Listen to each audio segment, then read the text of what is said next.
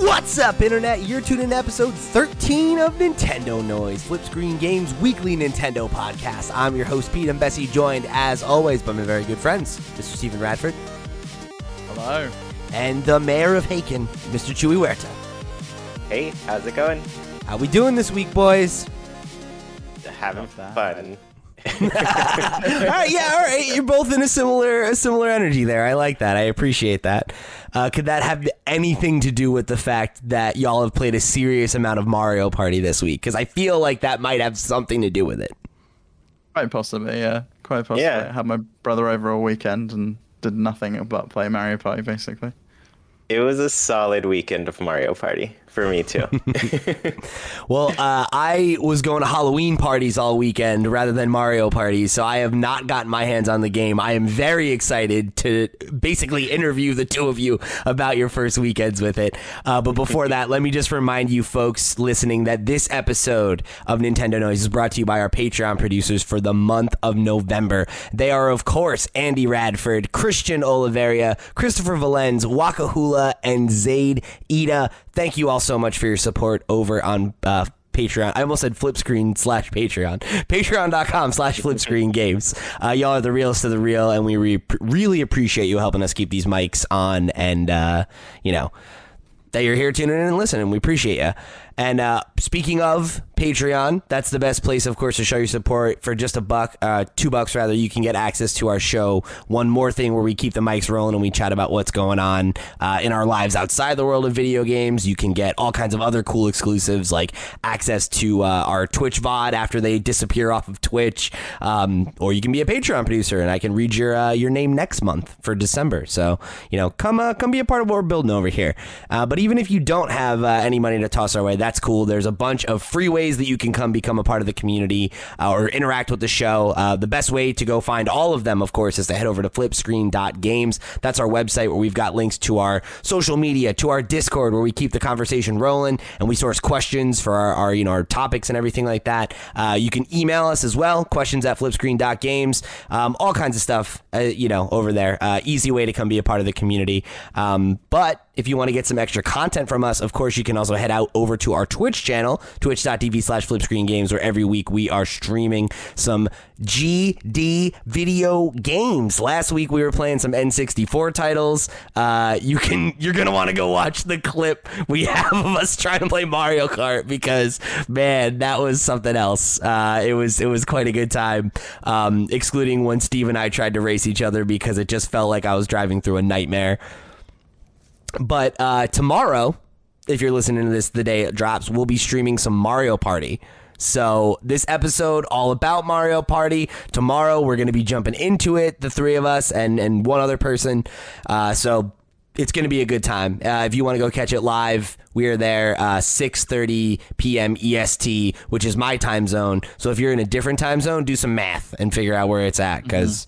Yeah, I don't know. It's a good time in the UK now. It's 10:30 UK time because our clocks have changed. So for like a week, I think ours changed like the next week or something. Yeah, we have a very short window of crossover here.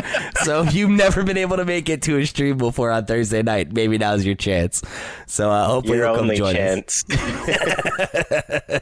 This closing window. But don't forget, if you want to catch the archives, you can head over to the Patreon, and that's another way for you to get them. But you can also tune in on Wednesdays when Steve streams for you European folks. But right now y'all are playing Shenmue instead of Mario Party. So if you want to see Steve find sailors, I think is the thing you're still doing.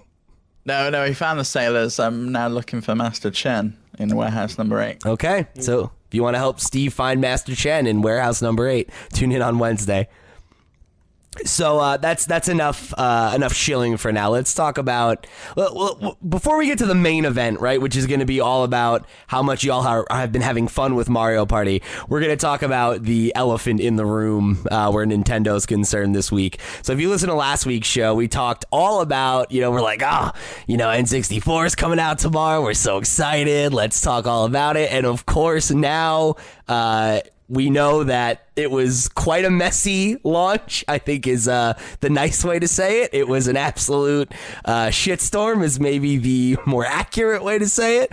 But, lots of complaints in terms of some of the quality of the emulation, some of the quality of the online, lots and lots of little kind of, missed opportunities, failures, whatever you want to call them, kind of marring the N64 side of things, while, seemingly the Genesis side of things kind of without a hitch, right? I know, Steve, you've spent some time with the Genesis stuff, whereas Chuy and I have mostly focused on the N64.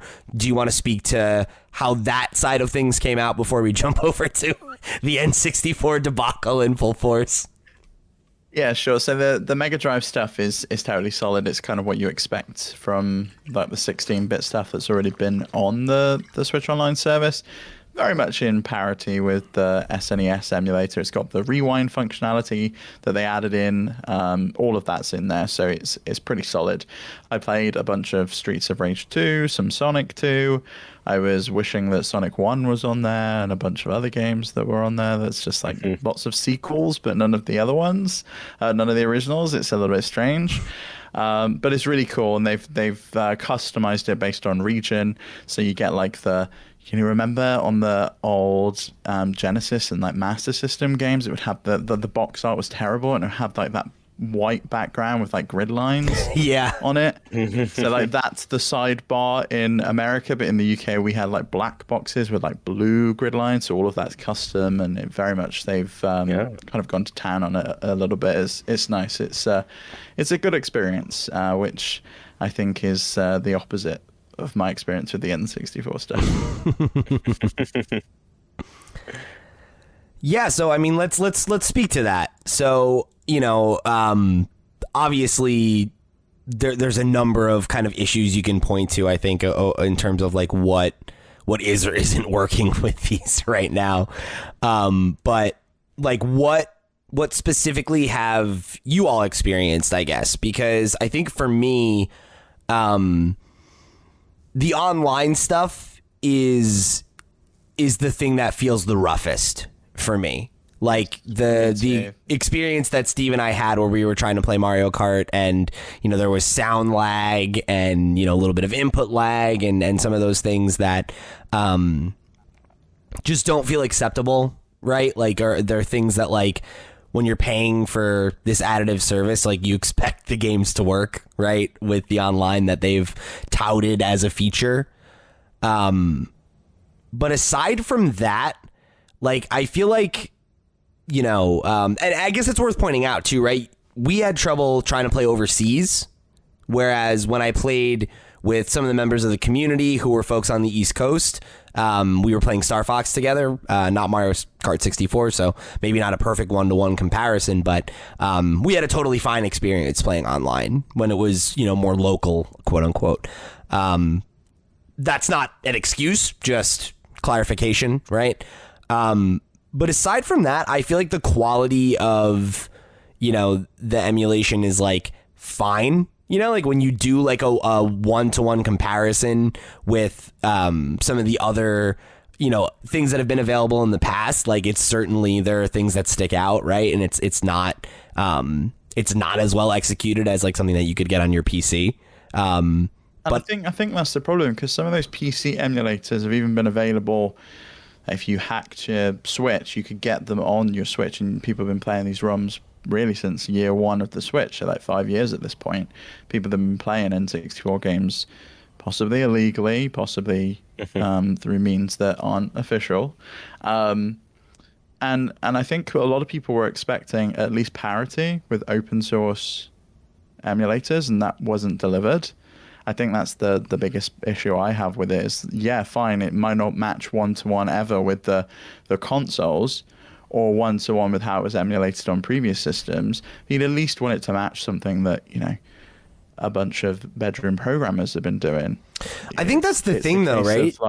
Is like those kinds of projects they're done by dozens of people over the course of years and years and years, so they continue to get better over time. Whereas, like, this is something that you would expect to have that level of resource behind it, but like I'm sure it didn't, Well, I would hope so, but also this isn't the first time they've been emulating these, is it? I mean, it was emulated on the GameCube. You could get Master Quest, and that was emulated. It was emulated on the Wii and the Wii U. So this is like the fourth time some of these games have been emulated at this point.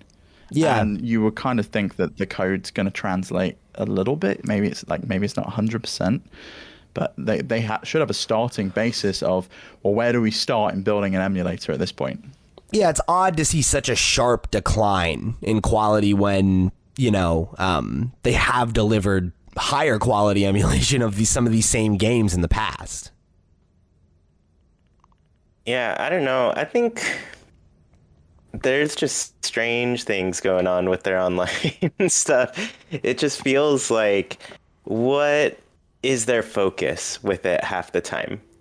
I am trying to figure that out. Like, what are they going for? And I mean, there's the obvious one of like, oh, we need to make some money through this and everything. But like, when they go about like picking what games go on there, what the quality is, like how is it tested, like what are they trying to achieve is always my question. And sometimes I'm just like, man, I don't know. It just seems like they got the games on here and they're like, cool, this is good to go. You know what I mean? Yeah, and I mean, yeah. I guess part of the reality of that is probably that, like, to the average person, that is good enough. Right, like to the person that's not like on games Twitter or looking for a YouTube video to be like, let me break down the differences between how this looked on the N64 versus the Wii U. This, it's like, for most people, right? Like for most of the people that I know that own a Switch and don't listen to like video game podcasts, they're not going to know the difference. They're going to boot it up and be like, oh, cool, I can play Ocarina on my Switch. Great. Yeah, like, I agree with you. I don't think most people are going to be able to go, oh, the fog's not quite right in the water temple on Ocarina of Time, or the way they render textures is with 4 points instead of 3 points. So in some places there's like a weird like seam that you can see on textures. Stuff like that, people aren't going to pick up on. But stuff like, there's no manuals and things like that. It doesn't map the controls. It doesn't tell you like what button equals what button on your controller anymore. You have to open it up, and I find the controller mapping for the default Switch controls bizarre.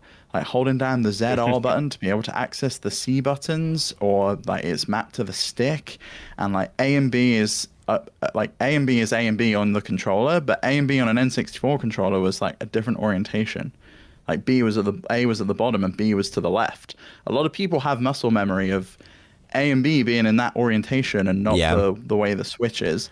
And I think if you didn't get the N64 controller, a bunch of people probably are going to struggle to play some of these games just with how weird that N64 controller was, and it doesn't really map very well to a modern controller.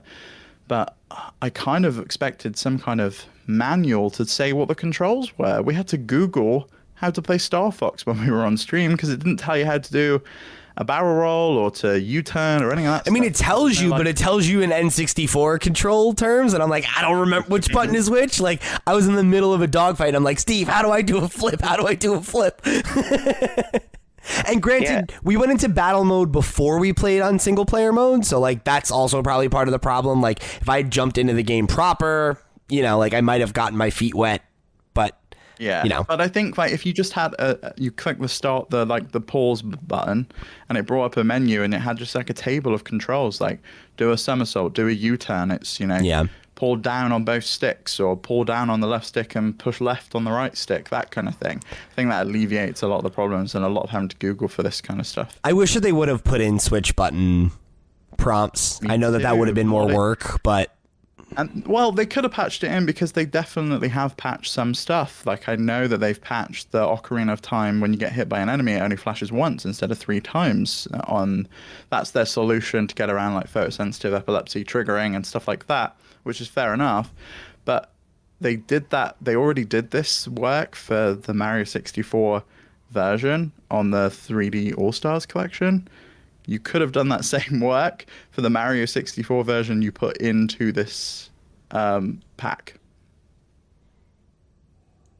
Yeah, and then also like going back to like the controller thing, that seems really weird considering like all of the other ones are like, here's this option, like once you go into the suspend menu to see what the button layouts are for everything, I think it does show you in like Joy-Con terms, but outside of that, it's like, I don't know. It seems weird that it's not there. Well, I guess it's kind of there, but it's strange. Like, I'm looking at it right now, and just looking at the control schemes, it's like the X button, which is at the top, is the down arrow on the C stick or something. And then the Y button is left arrow, which kind of makes sense. The A and Bs are, I don't know. It's weird. It's really funky as a controller too. And it's been a little while since I've looked at like the N64 controller as well. And I'm just like, I don't know what you could do to make it better, but it can be better. I mean, I think the easy answer is you just let people map controls, right? Like, if I was able to say what I want everything to be, it's like, then it's on me, you know? And like I can adjust it however I need to make it make sense in my brain, you know? And which is just like a thing that I always feel like Nintendo should do a better job of, right? Like, they never give you the option to remap things or even like invert controls. People are going to point you to the system setting where you can do that and make profiles and stuff, but I just don't think that's a good enough thing. No. I think you should have that in-game or in the emulator in this case. And the same with the inversion of controls. Would it really be that difficult for them to add a toggle to say, like, invert? They did it for like Sunshine, and they like inverted it from the invert in Sunshine and then put a toggle back in to undo that work. And like with the invert thing, like it's not that I dislike that as a feature, like the system wide thing. Like, if I always wanted my controls inverted in every game, like that would be a convenient thing for me, because you can do that on like Xbox and stuff like that and be like, oh, I always like this setting, and it'll default those things when you load up a game, which is great, but I don't need it for every game, and that's the problem, right? Is like, I want to change stuff on this N64 thing, not every game that I play, you know? So, you know, I don't know. It is what it is, but we have a question here from One Up Mango I wanted to get into. He wrote in and said, what do you think of the idea that the criticism and opinion of the Nintendo Switch Online expansion pack, specifically with regard to the N64 and Mega Drive emulation, would be different if the emulation of their legacy games was offered in a completely different service, not attached to Nintendo Switch Online, but rather like how Xbox does it, with Xbox Live Gold being the online service subscription and Xbox Game Pass being the subscription solely for games and DLC. I've seen complaints that a Nintendo Switch Online as a service is already bare bones as it is, and it didn't help that offering a more expensive tier for N64 emulation was met with extensive criticism due to its shortcomings. You know what? I think if you'd have said we're reducing the price of Switch Online from, say, $20 down to $10 a year, or $12 a year, it's like $1 a month. But all of those SNES games and NES games and all of that stuff is moving to this new system, the expansion pack thing. And you bought the expansion pack if you wanted games, like you wanted emulation. I could kind of see that working. But in its current state, I think they would struggle to sell the expansion pack as a separate service. I really do. I think for the price that they're charging and the state that those N64 games are in, I mean, we haven't even touched on the fact that you can't even save ghost data in Mario Kart 64 because they didn't add support for controller packs, like the in-controller game. Right. Like memory cards. That's not there. There's a whole host of things that this is lacking. And I just don't see how they could charge extra. I mean, they did though, right? Like, I mean, they did, yeah. That's the thing is, like, I don't know, like, I think people would still buy it. But to like answer the question, I don't know that I agree that it would, not with you, Steve. I mean, saying like, I don't know that I agree with like the criticism that if it was its own thing, that it would be better. Because I would think that it's exactly the same. Yeah, it would be exactly the same, right? Because like I mean, unless what Steve said is right. If they broke off all of these into their own service and people were like, no, nobody wants this, nobody buys it because it's bad and the quality's bad and the online's bad and like there was no attachment rate to it and they felt like they needed to increase the quality to get more people to buy in, then sure. But I think barring that, I don't think it would be any different because the goal is the same with this, right? Like this exists to get people to buy into it. And I think they either took a calculated risk on the fact that the average person wouldn't care about the difference in quality and that the backlash would either die down or, you know, they'd patch it eventually and it'll get better and then people will get over it, or that the quiet, you know, the loud minority of people like us that are like, hey, this is bad, versus the vast majority of people that will experience it who don't notice or don't care. And I think they felt like that would be the difference, right? That like, oh, we'll make enough money that we can cut corners. Or I think what's possibly worse is that they just didn't pick up on these issues, that it went through and people played it and it wasn't so glaringly obvious to people that were maybe not familiar with these games. If I'd have played Zelda and got to the water temple, there's no way I would have noticed. I wouldn't know because I've never been there before. I wouldn't know that the fog rendered incorrectly. And if the testers of these games haven't played those games before and don't realize, and they've got no point of comparison, to them it probably plays just fine. And I think that's one possibility that's happened here, is they've gone through QA and they've just said, yeah, this works, this is fine. I haven't had any crashes, I haven't had any slowdowns, there's no real glaring bugs, because it seems to just be this, the main rendering issue seems to just be that fog and the way some textures are rendered. And I think that those problems can probably be fairly quickly solved by Nintendo releasing a patch.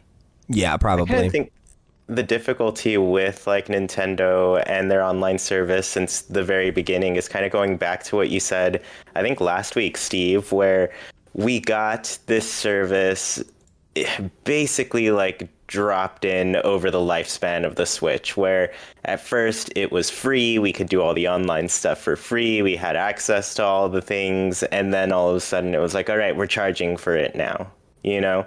And that was even delayed, I remember. I think they had expected to start charging at one point, and then it was like, oh, next year we'll start charging. Yeah, it was. It's if you look at the back of these original printing of the Splatoon 2 case, it says when they were planning to start charging. I think it was September 2017, 2018, maybe, that they were looking to start charging. And it relaunched like 6 to 12 months after that initial expectation.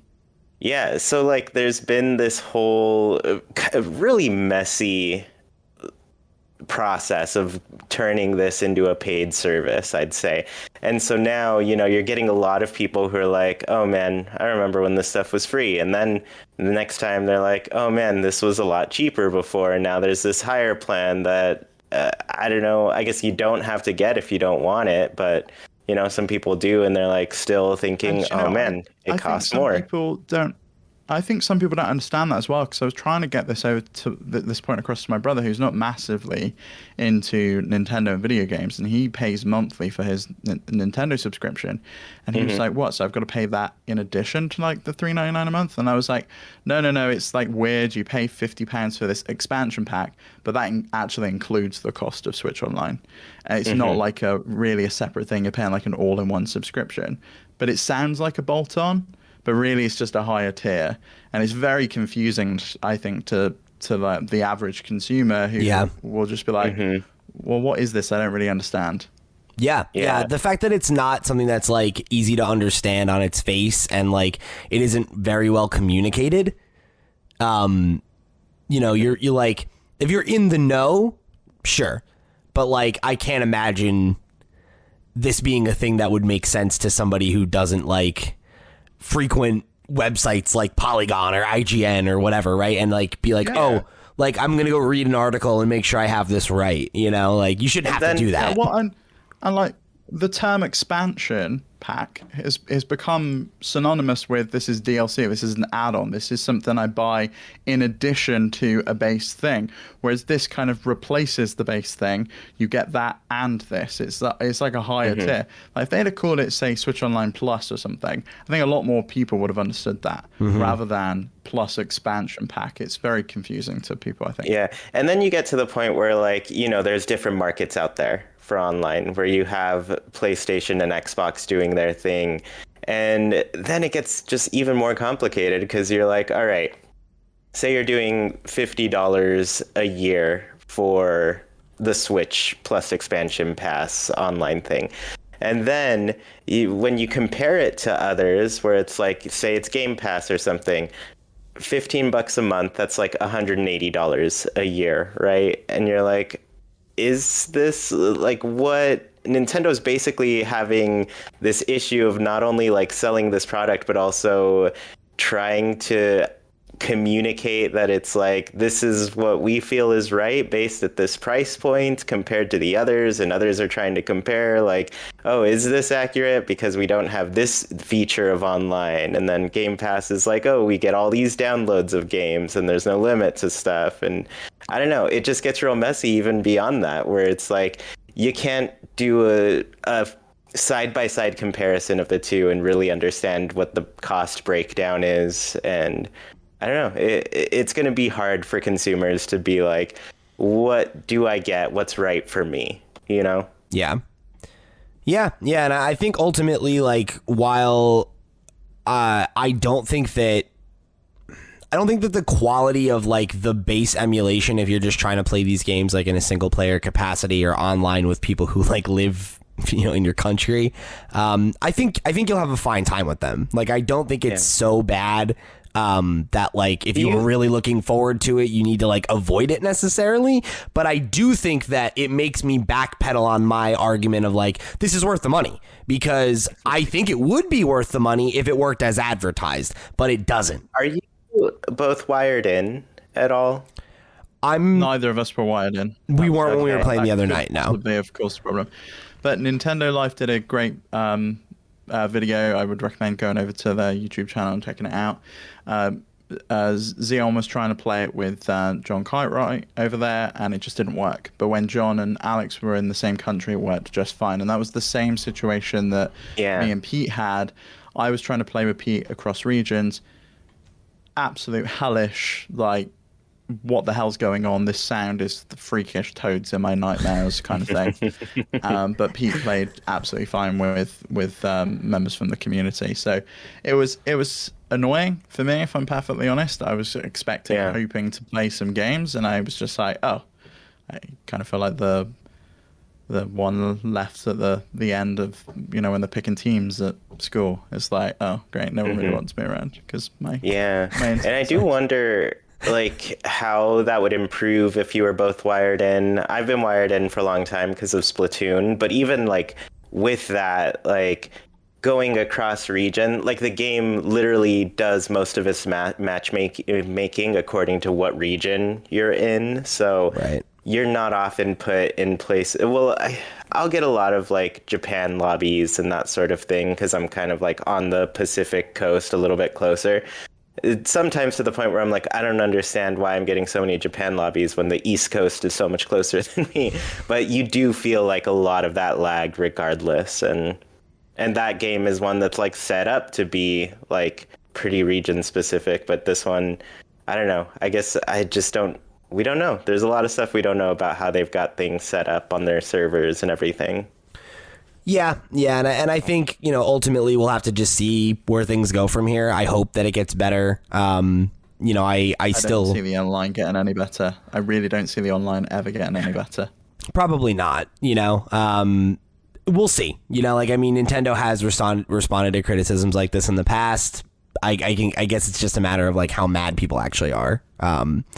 So, and I mean, hopefully, like I said, this has been a slow rollout of like, we didn't used to pay and now we pay. And hopefully that money is getting reinvested to some extent towards some better online infrastructure. Yeah, and just improving the quality of the services, right? Like fixing some of these emulation issues that people are identifying. We shall see. But we got to move on because we got to talk about Mario Party Superstars here today, which is apparently a very good game. So shifting gears a little bit here on this one. So why don't y'all just start by, I guess, telling me about your experience with the game so far? Like how much have you played? How are you getting on with it? You know, do you recommend people pick it up? Is it living up to the hype, to your expectation? Man, it feels like classic Mario Party. This is like what I wanted out of playing Mario Party online. I've not played a single board on my own, like local or anything. I've just been like, all right, let's go and play with some friends online, and it's been wonderful. And it definitely feels like classic Mario Party because the CPU still cheats like hell.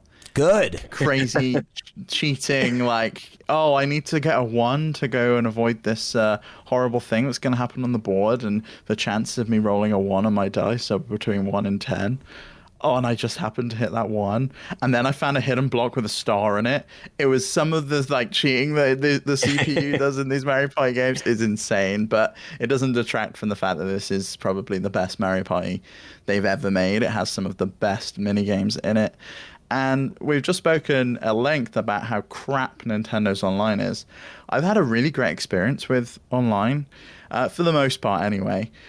When I've played with friends and people from the community, it's been absolutely solid.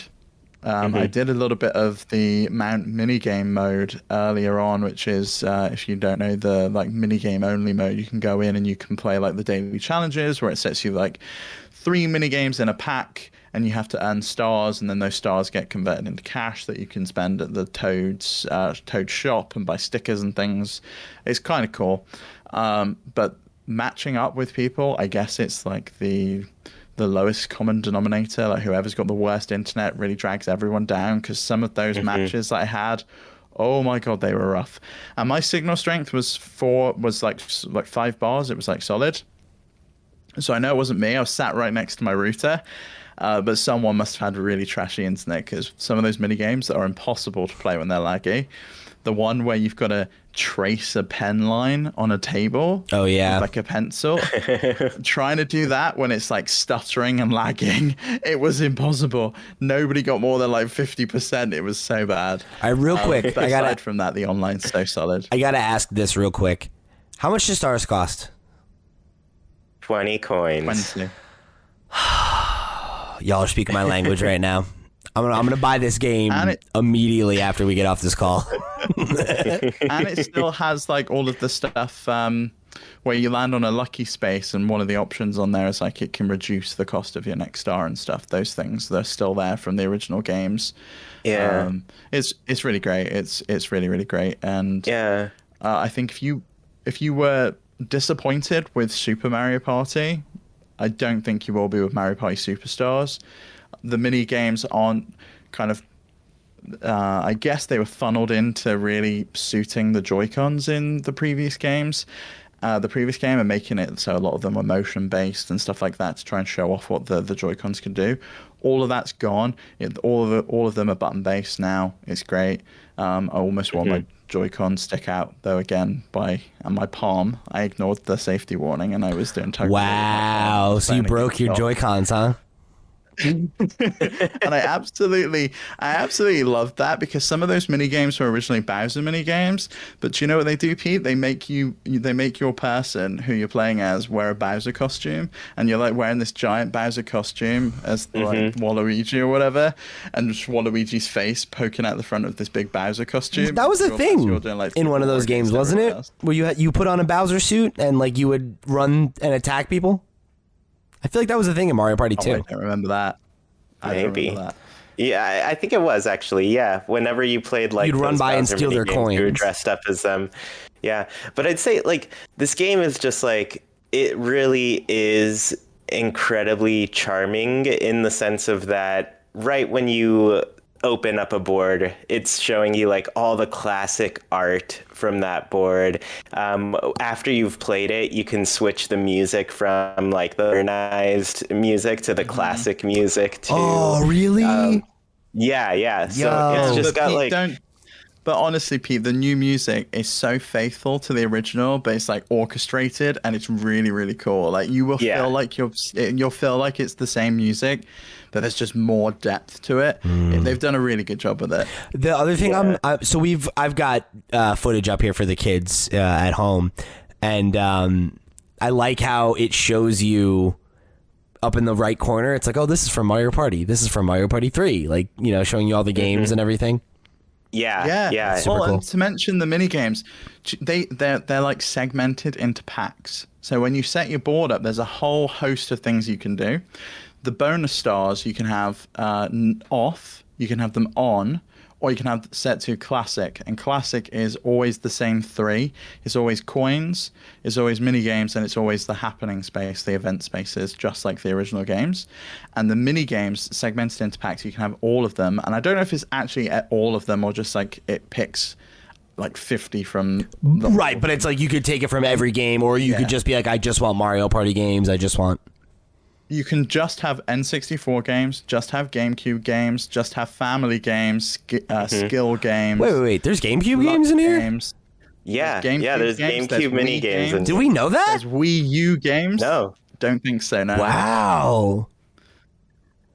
That's crazy. I mean, that has pretty big implications for the future of this game, too, right? Like, It does, I think so. I think so. I The way really. they've organized it into packs as well. I was like, the way they've organized these into nice little squares and packs, you could easily see like DLC pack 1, DLC pack 2, DLC pack 3, and you just buy these packs of mini games along with boards. please put out a fucking season pass for this game, Nintendo. Oh my God, that's crazy. That's crazy, man. I love that. Yeah, I think they could really, because there's just so, like I was saying, with that artwork and everything, I'm just like, oh man, I feel like they're giving so much love to the history of the series. Like, even you collect coins and stuff, you level up as you're playing, and every time you're getting these like cool new stickers that you can use to chat on the board. But then also it's like unlocking like different little encyclopedia pages, and there's like details about everything throughout the series, and I'm just like, I think they're gonna be loading way more into this game over time, unlike, you know, I have a hard time saying it because like Super Mario Party did none of that. Like Super Mario Party was just like, here's online 5 years too late. Just so you can buy this game before we put out the really good Mario Party. How great would it be though if, because like think about like Super Mario Party and like Mario Tennis Aces, like both had a similar kind of like came out, were not really what people wanted and kind of just like sat there. But then it's like we've seen like Mario Golf, we got this, like we even like Pokemon Snap, where like lots of like good like free updates after the game came out. Can you imagine if they just give us the boards? I'd pay for them, but like Jesus Christ, that'd be amazing. I would absolutely pay for them. Yeah, I definitely 100%. Would pay for them. So speaking of which, we got a comment here from Griffin X, one of the members of the community, who wrote in and said, if we were to receive DLC for Mario Party Superstars, which boards would you like to see included? N64 era, GameCube, etc. Any modes you'd like to see come back? So the main mode I want is Battle Royale mode. I don't know if either of you remember that. You could team up with another person, and you would be like on a team, but you wouldn't be in a car or any of that goofy shit that they added in the later games. You'd be in your own space on the board, and you would just play 2v2 mini games or like 4v4 mini games, and you would both get the coins if one of you won. But it was great because I used to play with my mum, who was like not necessarily an amazing player, but she loved the games, and you could strategize. You could be like, well, I think the star's going to go over to that side of the board next, so you go around and you go wait over there, and I'll hang around down in this area, and you could really figure out and kind of game the system. It was great. I loved the Battle Royale mode. And then as for boards, I basically want every board from Mario Party 5 because it's my favorite Mario Party game. I think it's the best one. I would like Undersea Dream and Pirate Dream of all of the maps out of those. If I could only have two, it would be those two. For modes, I really liked the duel mode. I think it was called the duel mode in Mario Party 3, but basically it was this like really weird battle type of game where you would like recruit minions to follow you around and try to defeat your opponent, and it was literally just like a 1v1 mode. And so like you would start out with like a base minion. I think Yoshi was always teamed up with Boo, for example, and so you could place them either in front of you or behind you, and so they would act as kind of a shield as your health. So if the character you were playing against ran behind you, if you had nobody blocking them, like they could take a direct shot at you. But if you had somebody blocking them, like your little minions would do battle. It was like really I remember unbalanced that. in some ways, but overall, really cute idea that hasn't come back. And as far as boards go, I don't know, there's a lot of different ones that I just really like. I don't know. I really liked Waluigi's Island. I was gonna bring that Mario one up from Party 3. Yeah. Yeah. That one is like, it's so difficult and kind of a stressful board, but it's really cool. Mario Party 2, the other one that I always went back to was Western Land. Yes, Chuy. Those are my 2 picks. My dude. Yeah. Yeah, those 2 are pretty great. And then, yeah, I don't know. Throughout, like, I'd really like to see GameCube boards make an appearance as well, since, thus far we've only really gotten the N64 boards. Mario Party 6 had some great ones. 7 had some great ones. Did 7 have that one where the gimmick was like you paid more money to like one location, and whoever had like contributed the most money had like the points there or something? Oh, that's in one of these boards, Chuy. You need to get to, I think it's Woody Woods and the haunted one, Cooper Bank. You pay in, and if anyone gets there, they get to have all that money. It's really fucking annoying when you get past. And you get to like later in the game, it gets like doubled, and it costs a lot more every time you go past it. I got stung when I was playing. I was like, oh, I've got enough for a star. I'm gonna go. I go past. It takes 3 coins. I'm down to the 19 coins, and I can't afford the star anymore. And I was absolutely. Oh, nice. So I've played 3 rounds of like the party thing. I did a couple on, what was the haunted one? Horrorland. And then I did one on Spaceland. Those are my 2 favorites. Spaceland's very different with the keys and unlocking doors and things like that. It's really cool. They really went to town with some of the gimmicks on those I liked. Horrorland, I liked the day-night cycle.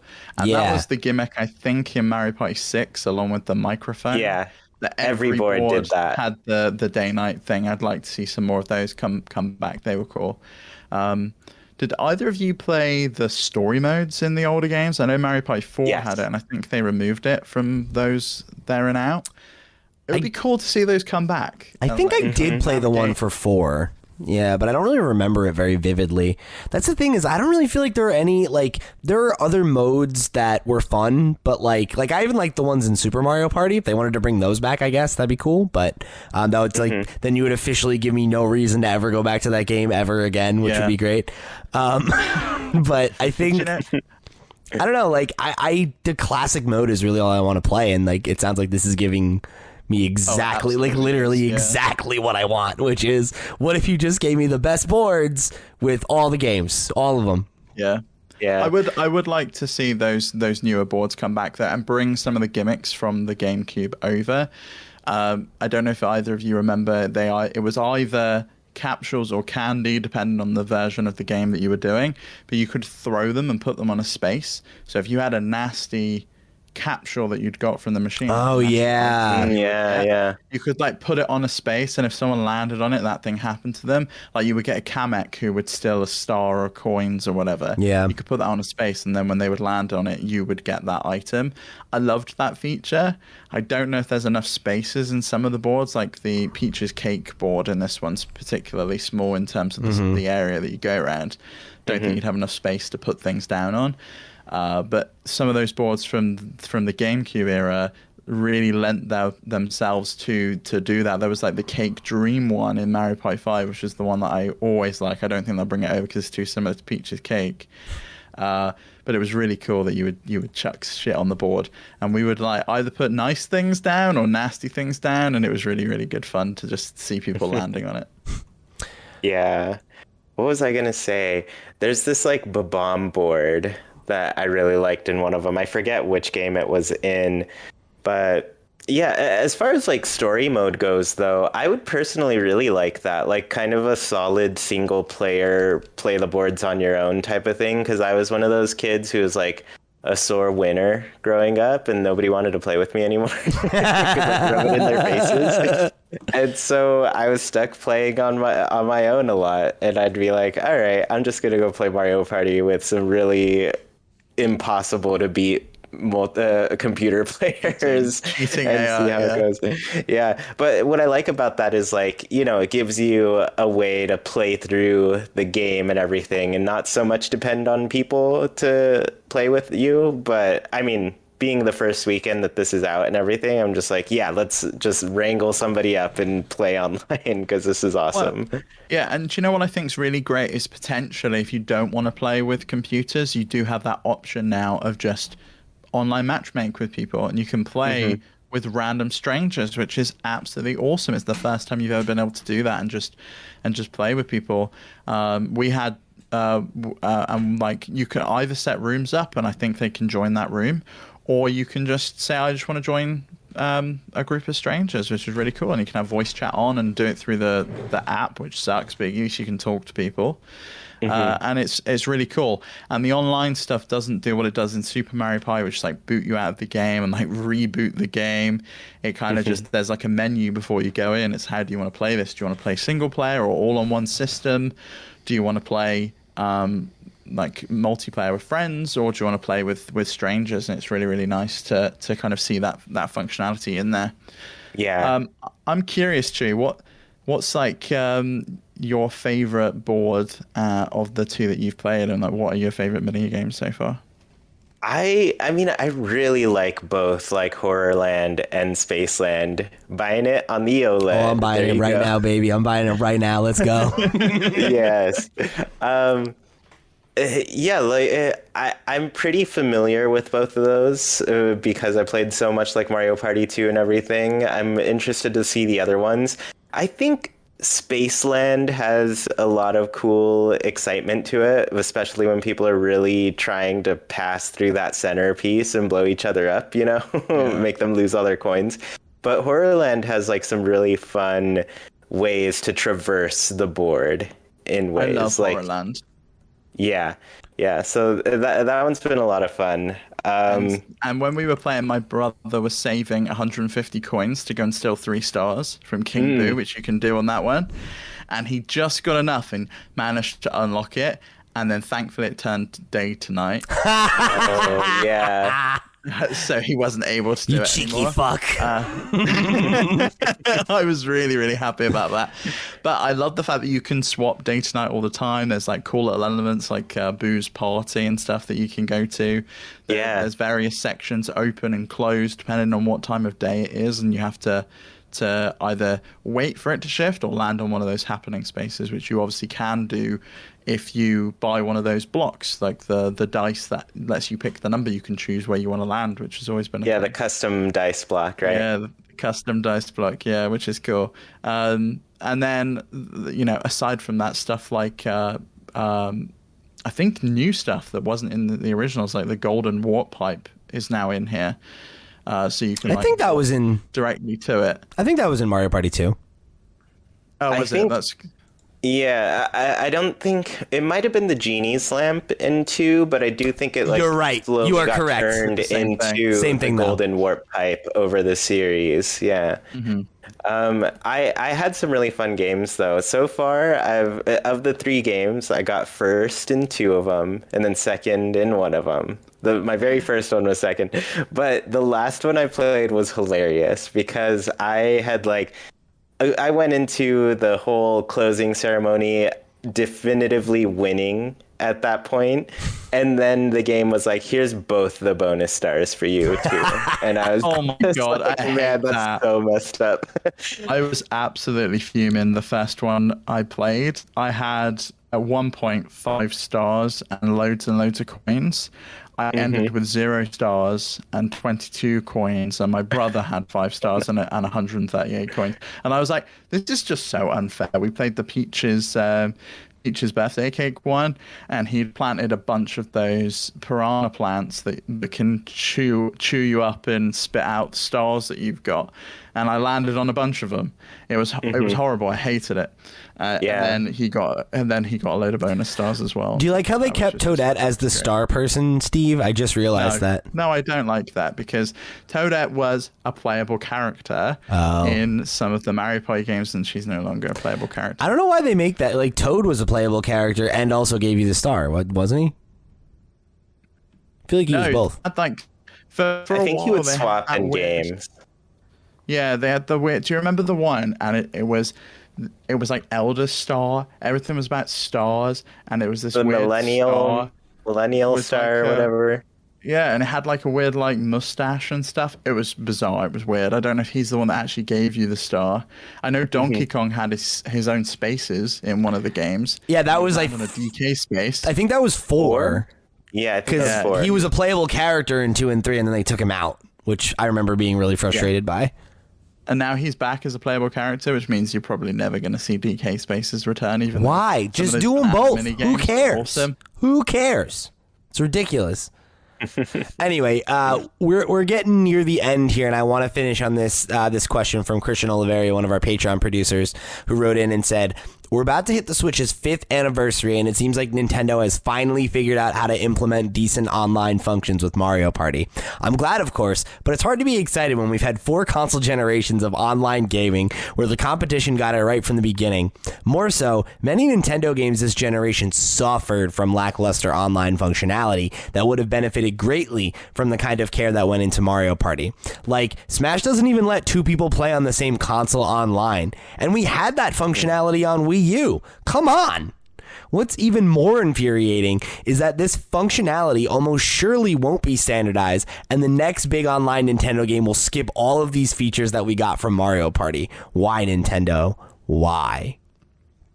The biggest thing for me with this comment is that Nintendo is literally not doing that with any of the games that currently exist on Switch that came out before this stuff. Like, the invite system on the Switch is great now. It's like you can just hit Y or X or whatever button it is, invite people who are currently online playing the same thing as you, and then they can just hop in right away. And that is not getting added to any of the older games that have been out for a long time. It's literally just like, I don't know, Mario Golf came out with it right out of the box, and then since then everything has been doing that. And Super Mario I think Party when got it, but Super Mario Party, goofy. when that, Yeah, but it's a Yeah. weird, goofy implementation that if you're in the game, kicks you out of the game, and reboots into this like new mode for like online, which I guess is because they added it in retrospect.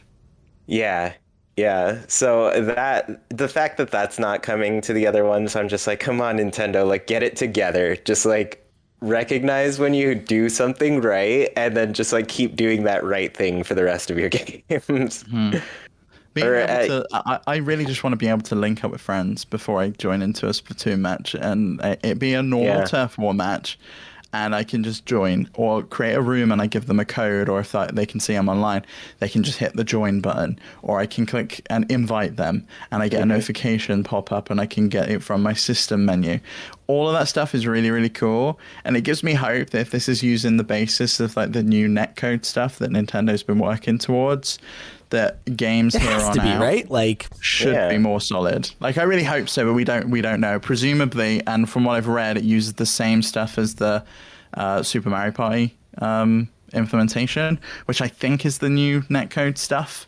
I know it's obviously we know it's the new. I feel like we looked into that system. because the Super Mario Party was online was good, and we were like, wow, this is like actually good. What's up with that?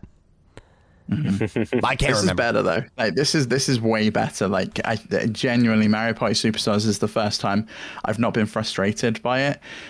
We even did some tests as the community. Yano joined for 10 rounds and then dropped out and was just like, well, what's going to happen? Is it going to end the game? Is it going to like cause issues? What does Is it do? gonna Just stop? drop in an AI player? What does it do? Just drops in an AI player instantly. Yeah. And I think you could join. Yeah, my and God. then if you wanted to. reconnect and you're good. Yeah, you can It's then great. reconnect. What? Great. What? Yeah. It's beautiful.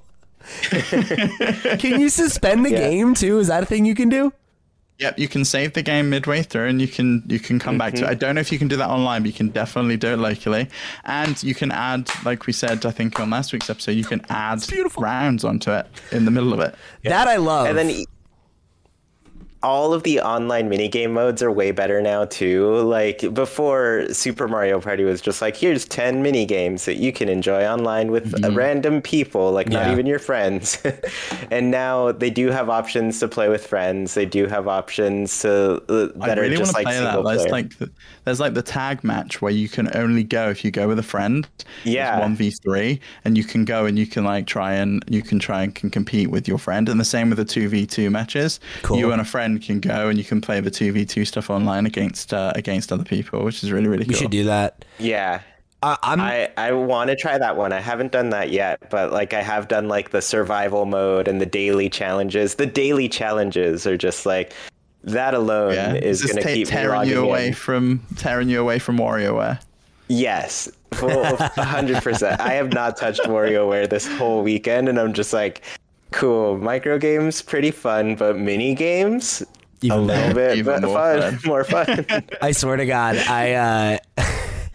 I'm just like, I'm envisioning us doing the thing where you can add turns. I really want to do that as like a thing on stream where we're like, oh, if we hit like a sub goal or whatever, we'll just keep adding turns and just be like, let's see how long we can make a game go. Macaulay was asking, and I really want to know if it is the case. Like, if you get down to the last 5 rounds, it does the thing where it doubles. Does it undo the doubling? Can you just keep doing, or does it stay doubled forever? Yeah, or does it stay doubled then? Like, is it now I earn 6 coins per thing, or does it say, oh, now there's 10 rounds, so you don't get 6 coins anymore? We'll have to try it out. Yeah, I don't know. But anyway, I've got 3 minutes left on this download, so I'm very excited to play this with y'all tomorrow. Make sure you come tune into that, twitch.tv/flipscreengames. We'll be there at 6:30 p.m. EST, so come rock with us, and maybe you'll even be lucky enough to be the 4th player. Who's to say? Or do we play with an AI who cheats just for the lols? Well, yeah.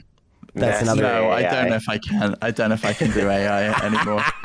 Yeah, I just want to see normal, hard, and master. So, and I think it swaps out human for a master AI. I'm fairly certain it should. Otherwise, you're gonna get ridiculous. Otherwise, you're gonna lose. While you're gone. We lost. So Yano played for 10 rounds. The AI won that game. That's we hilarious. did a 20 round match, and the AI won. You got to get better, ridiculous. Steve. Yeah, one of the rounds I played, I was like, I can start with you guys, but I'm gonna like hop off for a bit to eat lunch. So I played maybe two rounds, 2 turns, I guess, and then went to eat lunch. I came back and I was like 7 turns in, and they're like, "Oh, your AI got you a star," and I was like, "Sweet." Very nice. Yeah, they're probably pretty good. Yeah, they are. Cool. I still think they cheat. All right, gang. Well, thank you so much for joining us here on another episode of Nintendo Noise. If you want to come play some Mario Party with us, make sure you come tune into the stream tomorrow. Make sure you come join the Discord, the community. Come be a part of what we're building here. Come chat with us about what you're thinking about Mario Party Superstars, or write into the show next week and let us know. We'll be talking about that, and I'm sure a bunch of other good-ass video games. Speaking of which, I started playing a new game, which you can hear about on the Flip Screen Game podcast next Monday. So go tune in for that as well. If you never have, who's to say? Maybe you only listen to the Nintendo show. Go check out the Flip Screen Games podcast. It's also good. Okay, there you go. It's very good this week, because if you see the thumbnail, I had the best time making this. I'm sure you did. Pete is wrong. It was just the best. Just a big arrow pointing to Pete crying. I'm sure you loved it. Love it. So go check that out if you want to listen to me eat shit on that episode. It's a good time. And of course, head over to the Patreon and check out one more thing. Head over to flipscreen.games. Even if you don't have a buck to toss our way, there's a bunch of ways for you to come get involved. Follow us wherever we're making content. We love to have you. So yeah, thanks for joining us again. We'll catch you next week for another episode of Nintendo Noise. Take care, babies.